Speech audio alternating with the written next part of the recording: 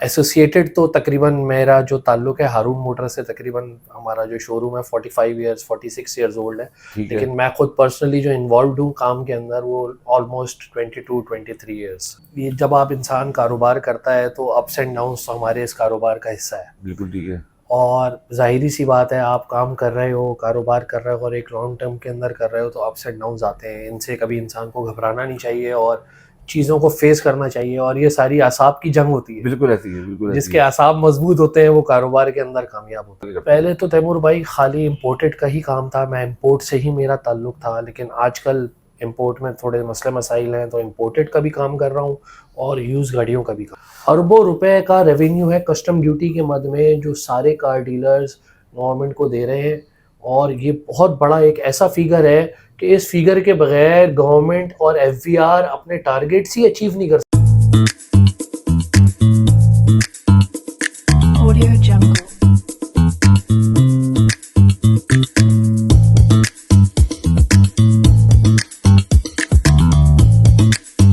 Audio Jungle.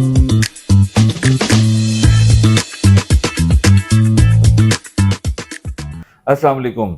Pakistan के अंदर automobile industry जो है वो बैकबोन का काम करती है, मगर हमारे यहाँ बहुत ज़्यादा तेज़ी से चेंज होती हुई पॉलिसीज़ और डॉलर की फ्लक्चुएशन जो है बहुत सारे लोगों को अक्सर परेशान रखती है और लोग जो है इसमें काफ़ी परेशान रहते हैं।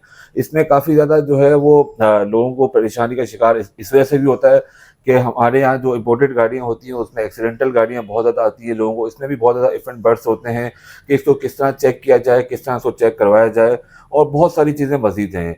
इसी सिलसिले में आज हमारे साथ ऐसी शख्सियत मौजूद हैं जिनका नाम किसी तारुफ व मोहताज नहीं है। इराफ राचा साहब, वो पिछले तकरीबन 30-35 साल से इस इंडस्ट्री से मुंसलिक हैं। आज इनसे पता करते हैं कि इन चीज़ों का क्या हल है, किस तरह इन चीज़ों से बचा जा सके, और ये जो हमारे यहाँ बहुत ज़्यादा तेज़ी से चेंज होती है पॉलिसीज़ हैं, इसका क्या सोल्यूशन है और गवर्नमेंट से भी इसमें क्या दरख्वास्त करनी चाहिए। तो आइए इनसे आपकी मुलाकात कराते हैं और इन्हीं की ज़बानी जो है मज़ीद जानते हैं। अस्सलाम वालेकुम। वालेकुम अस्सलाम तैमूर भाई, कैसे हैं आप? अल्लाह का खैरियत से? शुक्र, आप खैरियत से ठीक ठाक हैं? Thank you very much for such a nice sir introduction. Most thank you. Welcome, always pleasure is mine.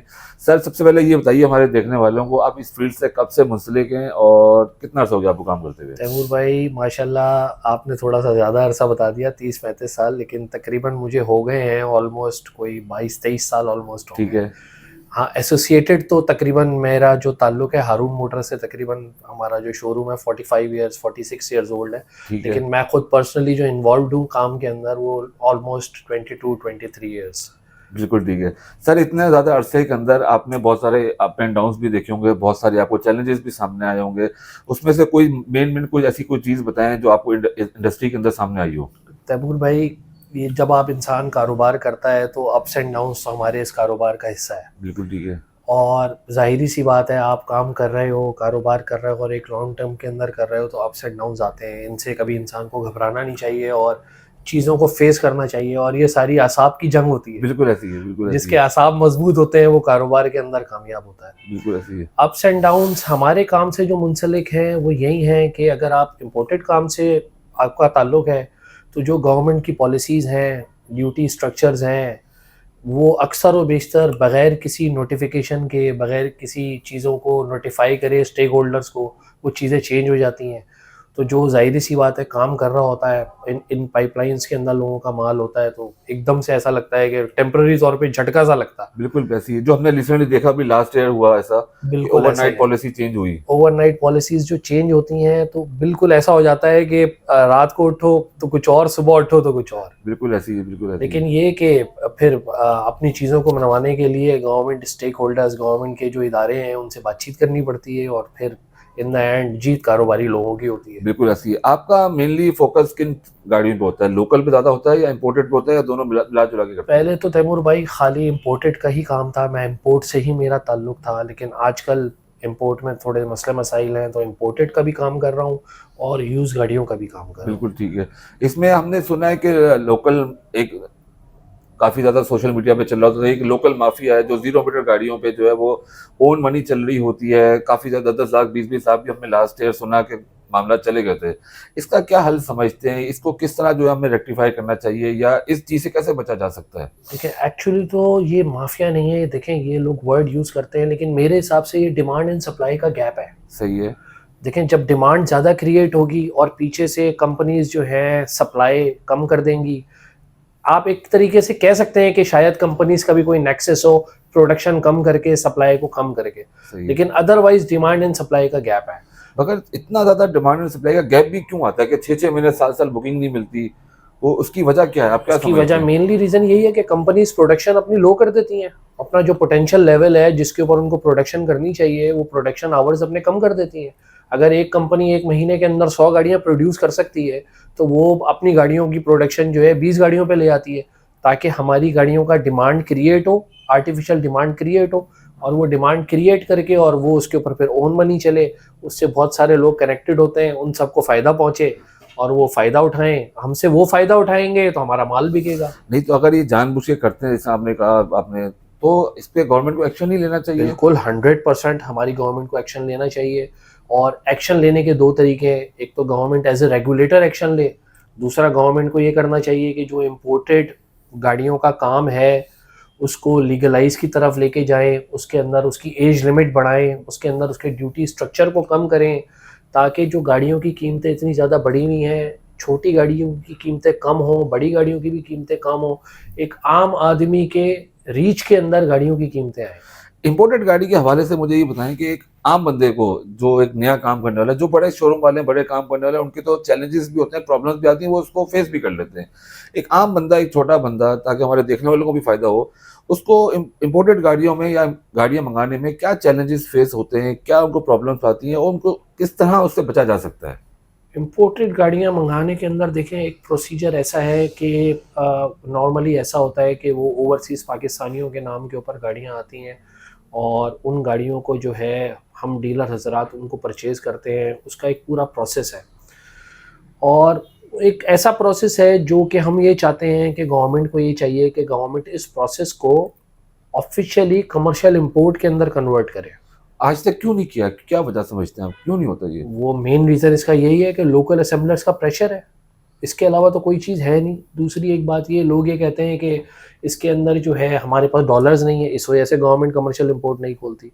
लेकिन गाड़ियों की अगर कमर्शियल इंपोर्ट खुल जाए तो उसके अंदर जो लोकल गाड़ियाँ बनाने वाले मैन्युफैक्चरर्स हैं वो पिन टू एलिफेंट दुनिया की हर चीज़ खुद इंपोर्ट कर रहे हैं और यहाँ पे असेंबल करके बना रहे हैं। बस अपने आप को हमसे मैन्युफैक्चर कहते हैं वो। मैन्युफैक्चर कहते हैं, लेकिन हमसे ज़्यादा जो है वो डॉलर्स जो है उनका आउटवर्ड जा रहा है, पार्ट्स मंगाने में भी जा रहा है, सामान मंगाने में भी जा रहा बिल्कुल ऐसे ही है, है। और जो उनके इन द एंड कंपनीज के प्रॉफिट्स होते हैं वो अपनी पेरेंट कंपनी को बाहर भेजते हैं, बिल्कुल। और वो उसके अंदर भी हमारा सारा फॉरेन एक्सचेंज बाहर जाता है। तो अगर गवर्नमेंट उनको फैसिलिटेट करने के बदले अगर इंपोर्ट का काम कमर्शलाइज स्टोर के ऊपर खोल दे तो बहुत उनसे 10% फॉरेन एक्सचेंज यूज होगा, और यहाँ पे लोगों को, एक आम आवाम को अच्छी और मयारी गाड़ियाँ मौसर होंगी। मेरे ख्याल से जो रेवेन्यू जनरेट होगा शायद पाकिस्तान में सेकंड या थर्ड नंबर का रेवेन्यू जनरेट हो जाएगा। आज भी तैमूर भाई ऐसा ही है। मैं आपको एक बात बताऊं, पेट्रोलियम प्रोडक्ट जो है उसके बाद गाड़ियां सबसे ऊपर हैं। गाड़ियों का जो कस्टम ड्यूटी का रेवेन्यू है वो पाकिस्तान के अंदर सेकंड ऐसा हाईएस्ट रेवेन्यू है जो गाड़ियां की मार्केट और हमारे कार डीलर्स जो है ना, वो हम अपनी गवर्नमेंट को क्या कहते हैं दे रहे हैं। एक तरीके से अरबों रुपए का रेवेन्यू है कस्टम ड्यूटी के मद में जो सारे कार डीलर्स गवर्नमेंट को दे रहे हैं, और ये बहुत बड़ा एक ऐसा फिगर है कि इस फिगर के बगैर गवर्नमेंट और एफवीआर अपने टारगेट्स ही अचीव नहीं कर सकता। करोड़ों रुपए, अरबों रुपए का रेवेन्यू जनरेट कर रहे हैं, फिर भी कार डीलर चोर का चोर है। बिल्कुल चोर का चोर नहीं है तैमूर भाई, ये बात मैं आपकी इस बात से बिल्कुल इख्तलाफ करूंगा। आप ये देखें, किसी के कहने से तो हम तैमूर भाई चोर नहीं हो जाते। आप ये देखें ना, ये कार डीलर्स अब जो कार डीलर है वो एक, आपको मैं एक बात बताऊं, कार डीलर एक इंडस्ट्री है अब कंप्लीट। कोई इस बात को माने कि ना माने, मुख्तलिफ लोगों की मुख्तलिफ आरा होती है, सोच होती है, लेकिन आज का जो कार डीलर है वो 20 साल पुराना कार डीलर बिल्कुल मगर नहीं है। सर ये देखें ना, आप जैसे आपने बताया, आपने अभी अर्ज किया, हम लोग शायद कार डीलर लोग जो हैं उस तरीके से अपना मैसेज शायद कन्वे नहीं कर पा रहे गवर्नमेंट को, या अपनी बात नहीं बनवा पा रहे, या ओवरनाइट पॉलिसीज चेंज होती हैं। हर दूसरे दिन हमने सुना है कि कार डीलर को नुकसान हो गया, कार डीलर के साथ ये मसाइल, वो मसाइल। इसकी क्या वजह है? यही वजह है ना मेरे ख्याल से कि वो उनको वो रिस्पेक्ट नहीं मिल पा रही। अगर चोर का वर्ड मैं यूज ना करूँ, रिस्पेक्ट नहीं मिल पा रही वो जो एक्चुअली मिलनी चाहिए, जिस हिसाब से वो रेवेन्यू जनरेट कर रहे हैं। आपकी बात कुछ हद तक बिल्कुल ठीक है कि ये तो देखिए एक ऑनगोइंग प्रोसेस है ना। मतलब कार डीलर्स ने जो हमारी एसोसिएशंस हैं उन्होंने मेहनत करनी है और अपनी बात को डिपार्टमेंट्स तक पहुंचानी है। यही एक पूरा वो है कि मुख्तलिफ हिस्सों के अंदर बातें पहुंचती हैं जो कि मुनासिब नहीं होती। एक यूनिटी के साथ अगर कोई एक पैगाम मुख्तलिफ इदारों के अंदर पहुंचे तो ऐसा हो नहीं सकता कि हमारी बात पहुंचने के बाद और गवर्नमेंट उसके ऊपर अमल ना करे, क्योंकि हम लोग ही स्टेक होल्डर्स हैं ना इसके। बिल्कुल ऐसी है। और जब स्टेक होल्डर्स की बात अगर गवर्नमेंट के इदारे नहीं सुनेंगे तो फिर वो जो उनके टारगेट्स हैं वो अचीव नहीं कर सकेंगे वो। बिल्कुल ऐसी है। आगे बात को आगे बढ़ाते हैं, ये बताएं इलेक्शन करीब है, इलेक्शन आने वाले हैं, क्या समझते हैं इलेक्शन के बाद हमारी मार्केट में क्या असर आने वाला है, क्या फर्क हमारी चीज़ों को कहाँ देख रहे हैं? बाजार ऊपर जाता हुआ नजर आ रहा है आपको, मार्केट्स नीचे आती नजर आ रही है, डॉलर को कहाँ देख रहे हैं, ओवरऑल क्या सिनेरियो आपको नजर आ रहा है? इलेक्शंस तो हमारे लिए बहुत ज़रूरी हैं, हमारे मुल्क के लिए, हमारे जो फ़िलहाल इकॉनमी के हालात हैं। और मैं समझता हूँ एक जो अनस्टेबिलिटी है, जब इलेक्शंस हो जाएंगे तो इलेक्शंस होने के बाद मैं समझता हूँ कि बहुत हद तक स्टेबिलिटी आ जाएगी। बिल्कुल ऐसी है। और जब स्टेबिलिटी आ जाएगी तो मैं नहीं समझता कि डॉलर को मज़ीद ऊपर जाना चाहिए। या तो डॉलर यहाँ स्टेबल करेगा या फिर हो सकता है कि 5, 10, 15 रुपए मज़ीद ऊपर नीचे हो जाए और नीचे आ जाए। ठीक है। लेकिन ऐसा नहीं हो सकता कि डॉलर दोबारा से 350 जाए। बहुत अच्छे हमारे इनफ्लोज के फिगर्स आ रहे हैं आजकल, रेमिटेंसेस जो आ रही हैं, $2 अरब, $2.5 अरब, बहुत सारी गुड न्यूज़ आ रही हैं। बहुत अच्छी न्यूज़ हैं। तो मैं नहीं समझता कि डॉलर अभी मज़ीद कुछ आगे बढ़ेगा। तो मार्केट इंशाअल्लाह ताला अगर इलेक्शंस हो जाते हैं बखैर व आफियत तो मज़ीद बेहतरी की तरफ जाएगी और मज़ीद चीज़ें बहुत अच्छी हो जाएंगी। इंटरेस्ट रेट भी शायद कम हो मेरे ख्याल से इलेक्शन के बाद। बिल्कुल ऐसी ही चीज़ें नज़र आ रही हैं। जितने भी फैक्टर्स हैं, जितनी भी डेवलपमेंट्स हैं, वो पॉजिटिव होती भी नज़र आ रही हैं। और इलेक्शंस के बाद मज़ीद लोगों के अंदर एक कॉन्फिडेंस आएगा और मज़ीद पॉजिटिविटी क्रिएट होगी। जो भी इन्वेस्टर का आजकल कॉन्फिडेंस शेक हुआ है वो मेरे ख्याल से दोबारा बहाल होना स्टार्ट होगा। बिल्कुल ऐसा ही है, बिल्कुल 100% मैं आपकी इस बात से एग्री करता हूँ। अच्छा सर, थोड़ी सी जो ना कंज्यूमर पॉइंट ऑफ व्यू से बात करते हैं ताकि लोगों को फायदा हो। गाड़ियों की फील्ड के अंदर मैंने अक्सर सुना है, मैंने अक्सर देखा है कि लोगों को बहुत ज़्यादा कंसर्न्स होते हैं कि यार इसमें मिस कमिटमेंट्स, 2 नंबरी बहुत ज़्यादा होती हैं, खासतौर पे इंपोर्टेड गाड़ियों में या लोकल गाड़ियों दोनों में। कहना है जो चीज़ बताई जाती है, जो चीज़ दिखाई जाती है, वो अक्सर ऐसा नहीं होता। एक आम बंदा, एक लेमैन गाड़ी परचेज करने जाता है, वो किस तरह एक गाड़ी को जज कर सकता है, गाड़ी को देख सकता है, या किस तरह गाड़ी को चेक करा सकता है? ये थोड़ा सा बताइए ताकि देखने वालों को फायदा हो। बिल्कुल तैमूर भाई, आपकी बात ठीक है। हर तरीके की 2 नंबरी भी होती है, लेकिन 5 उंगलियां एक बराबर नहीं होती। बिल्कुल ऐसा ही है। अच्छे लोग भी मिलते हैं आपको, बुरे लोग भी मिलते हैं। मतलब वो जिसको बुरा मिल जाता है ना, उसके लिए बड़ा लॉस होता है। बिल्कुल आपकी बात ठीक है। तो एक आम आदमी के लिए, कस्टमर के लिए यही है कि भाई आप रिलायबल जगह से गाड़ी खरीदें। सबसे पहली बात तो ये है। जो पुराने काम करने वाले हैं उनकी एक अपनी एक रिलायबिलिटी होती है। बिल्कुल सही है। हो सकता है वो कोई गाड़ी की कीमत थोड़ा सा ज़्यादा आपसे चार्ज कर ले, लेकिन आपको वहाँ पे तकलीफ़ नहीं होगी, डॉक्यूमेंट्स की कोई परेशानी नहीं होगी, जो आपसे कमिटमेंट करेगा वो पूरी करेगा। और एक आम कस्टमर के पॉइंट ऑफ व्यू से यही है कि आप फिज़िकली गाड़ी को चेक कर सकते हैं। आप उस शोरूम वाले के ऊपर ही जिससे आप गाड़ी ले रहे हैं उसके ऊपर ट्रस्ट भी करें, उस पर भरोसा भी करें, प्लस साथ साथ आप खुद फिज़िकली पेंटर से, किसी डेंटर से जिससे आप काम कराते हैं उससे आप गाड़ी चेक करा सकते हैं। और आजकल बहुत सारी ऑनलाइन ऐप्स भी आ गई हैं, आपको पता है, वेबसाइट्स भी हैं, उनके थ्रू भी लोग काम करते हैं, उनके थ्रू भी इंस्पेक्ट कराते ये हैं। जो थर्ड पार्टी वेरिफिकेशंस होती हैं, जो गाड़ियाँ चेक होती हैं, ये आप समझते हैं ऑथेंटिक है, सही गाड़ियाँ चेक करते हैं? आजकल आप कह सकते हैं कि ये भी डिबेट शुरू हो गई है कि क्योंकि मैंने अक्सर सुना है कि वो भी सही प्रॉपर चेक नहीं करते, या वो कहीं ना कहीं किसी के साइड हो जाते हैं, और जो कस्टमर है ना, इन दी एंड वो परेशान होता है। बिल्कुल आपकी बात ठीक है कि जो कार इंस्पेक्शन आजकल मुख्तलिफ वेबसाइट्स और ऑनलाइन ऐप्स कर रही हैं। बिल्कुल इसके अंदर ये बात आजकल एक नई डिबेट क्रिएट हुई है कि भाई ये जाते हैं, इंस्पेक्शन करते हैं और इनको कोई पैसों की ऑफ़र करता है तो ये उसकी साइट के ऊपर हो जाते हैं जिसकी गाड़ी होती है। बिल्कुल बिल्कुल। तो सुनने में आई है, अब ये बात कितनी ऑथेंटिक है और कितनी इसके अंदर सच है और कितना इसमें झूठ है, इसका अंदाज़ा आप 100% तो नहीं कर सकते। लेकिन हमारे यहाँ पाकिस्तान के अंदर ये चीज़ें हमेशा से होती रही हैं और हमेशा होती रहेंगी। अपने कान खुले रखें, अपनी आंखें खुली रखें, खुद भी गाड़ी को एक नज़र मार के खुद भी चेक करें और अपने भरोसे वाली किसी आदमी से चेक कराएं। अच्छे रिलायबल शोरूम से गाड़ी लें, जो पुराने लोग बैठे हुए हैं, जिनकी पुरानी शोरूम्स हैं, जो पुराने काम करने वाले हैं, वो इस इंडस्ट्री के अंदर कभी भी आपसे गलत बात नहीं करेगा, गलत काम नहीं करेगा।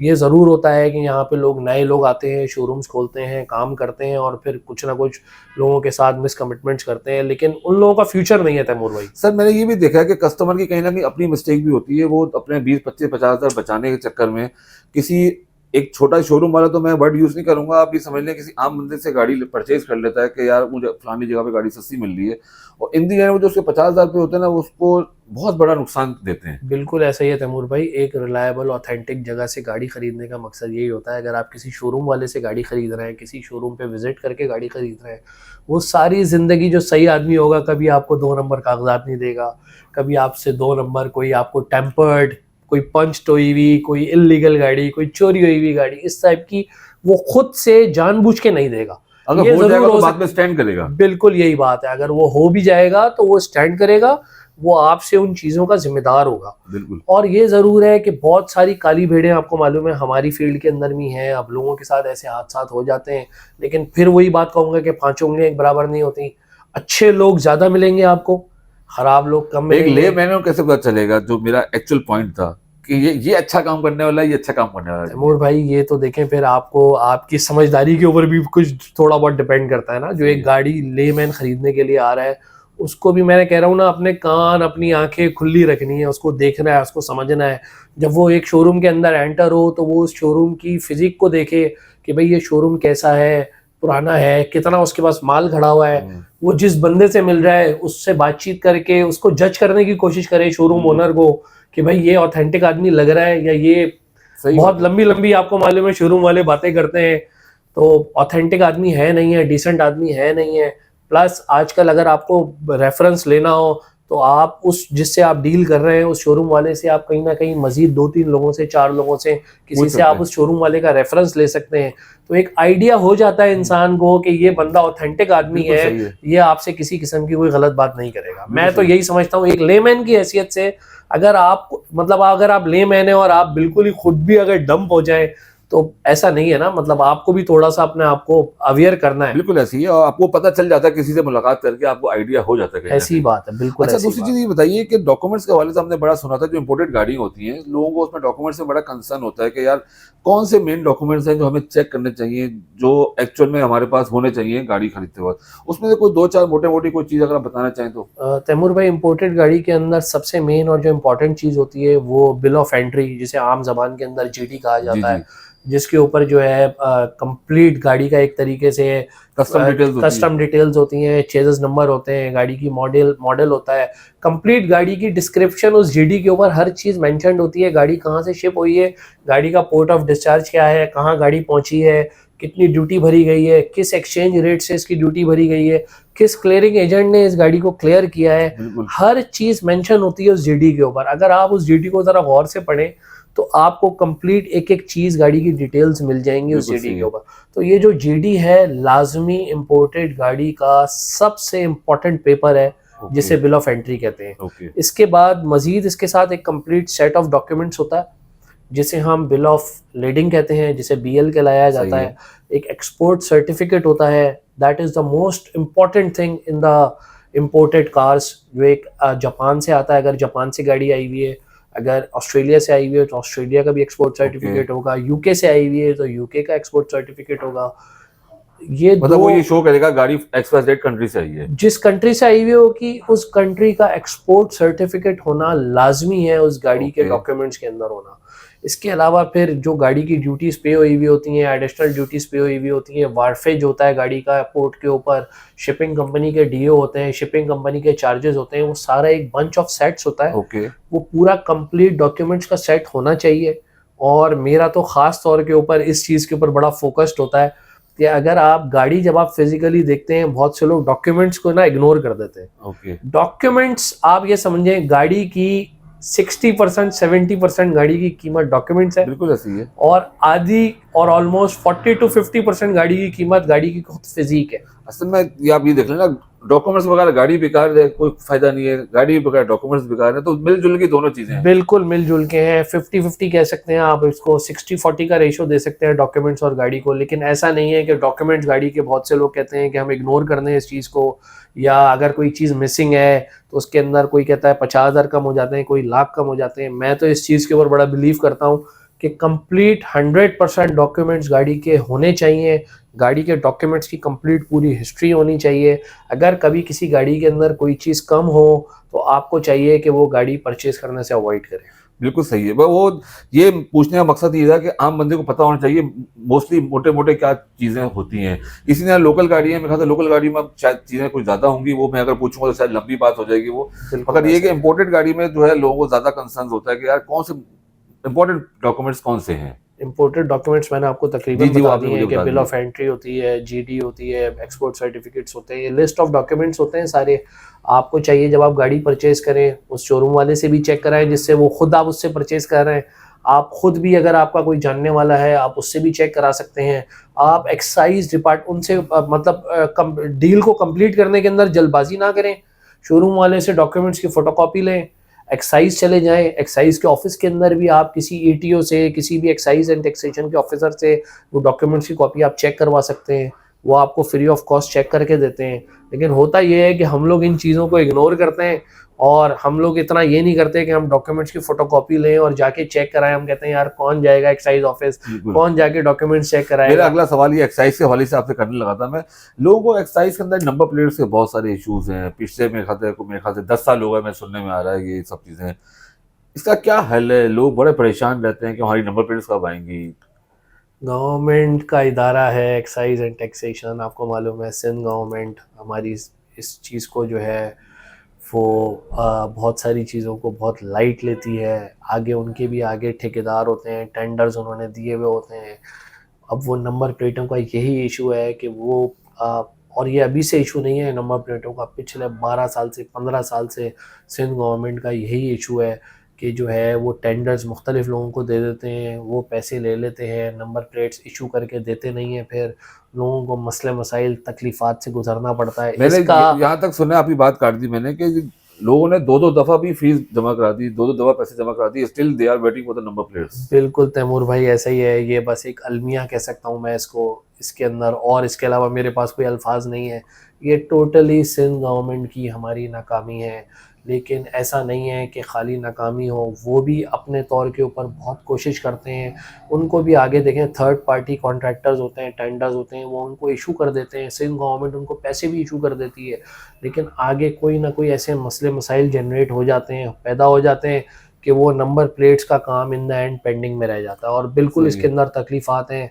और मैं समझता हूँ कि आने वाली कल हमें बहुत उम्मीद है अपनी सिंध गवर्नमेंट से और अपने एक्साइज डिपार्टमेंट से कि डीलर्स की और एक आम पब्लिक की ये शिकायत वो इस चीज़ को बहुत सीरियसली लेके इसको दूर करेंगे। इंशाल्लाह, इंशाल्लाह, इंशाल्लाह। अच्छा सर, अब ये बताएं कि सबसे ज़्यादा इंपॉर्टेंट सवाल जो लोगों को बड़ा कंसर्न होता है, लोग अक्सर ही वेट कर रहे होते हैं, गाड़ियों की प्राइसेस ऊपर जा रही हैं, गाड़ी की प्राइसेस नीचे आ रही हैं।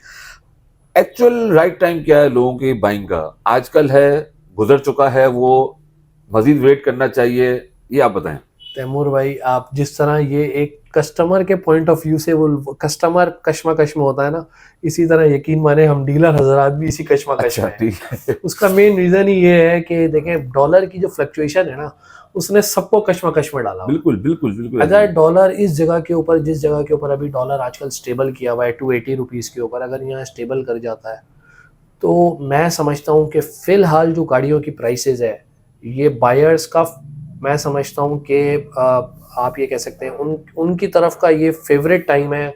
और क्या अल्फाज इस्तेमाल करने चाहिए, उनकी बायर्स के साइड का ये आजकल बहुत ज़बरदस्त उनके लिए टाइम है, परचेजिंग टाइम है उनके हिसाब से। ओके। क्योंकि फ़िलहाल जो प्राइसेस हैं वो 1 डेढ़ 2 लाख रुपए से लेके और 10 लाख रुपए तक बड़ी गाड़ियों की प्राइसेस डाउन हुई हुई हैं। ओके, ये ड्यू टू डॉलर या मार्केट में? बिल्कुल डॉलर की देखें ना, डॉलर एक टाइम के ऊपर तैमूर भाई 320 325 रुपए तक गया और आज 280 रुपए का डॉलर है, तो 40 45 रुपए का डॉलर के और अंदर स्टेबिलिटी भी है पिछले महीने से। स्टेबिलिटी भी है। डॉलर के अंदर अगर 40 रुपए का फर्क आया है तो उस चीज ने मार्केट को ऑटोमेटिकली उसने मार्केट को एडजस्ट करा है। सही है। गाड़ियों के पैसों के अंदर जो इतनी हाई चल रही थी, अच्छी खासी पैसों का गाड़ियों में फ़र्क आया है। बिल्कुल। इम्पोर्टेड गाड़ियों में भी पैसों का फ़र्क आया है और लोकल गाड़ियों के अंदर भी पैसों का फ़र्क आया है।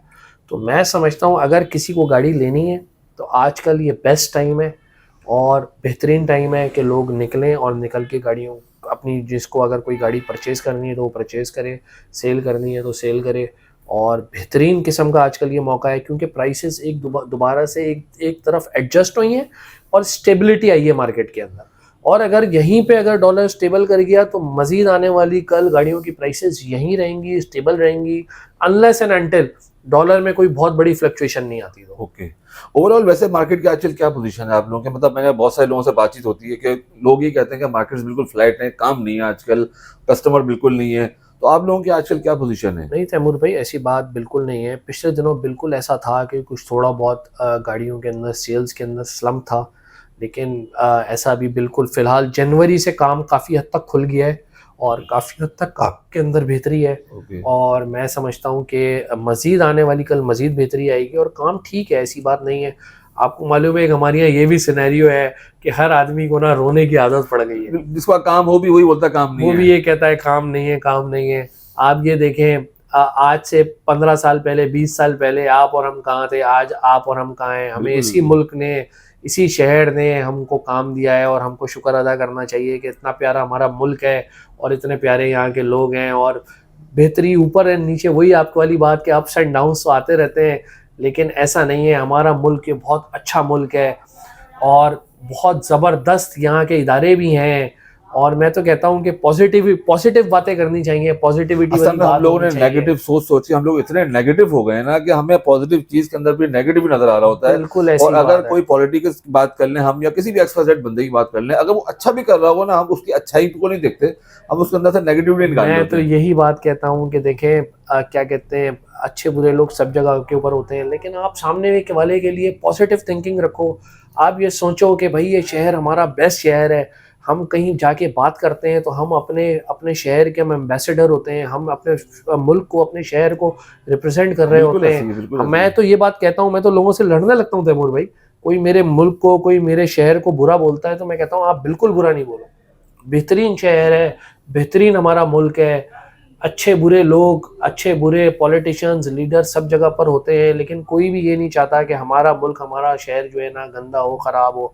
बेहतरीन शहर है, बेहतरीन कारोबारी हमारा शहर है ये। और आप लोगों को चाहिए कि सब मिल के यहाँ कारोबार करें और अच्छी तरीके से कारोबार करें। सर सब कुछ अच्छा है मेरे ख्याल से, सिर्फ जितना मैं समझता हूँ लॉ एंड ऑर्डर की इम्प्लीमेंटेशन का शायद फ़र्क है। मैंने अभी रिसेंटली एक मुल्क में ट्रैवल किया, नाम लेना मुनासिब नहीं है, मैंने देखा कराची शहर में वहाँ पे कोई फ़र्क नहीं है, सेम है। वहाँ दुनिया का टूरिस्ट आता है, दुनिया का फॉरनर्स है, वहाँ पे सब कुछ है, उनके पास रेवेन्यू जनरेट हो रहा है, सब कुछ है। सफाई के उसमें देख लें आप, ट्रैफिक देख लें, वहाँ पे इंफ्रास्ट्रक्चर देख लें, हमारे शहर से अलग नहीं होगा।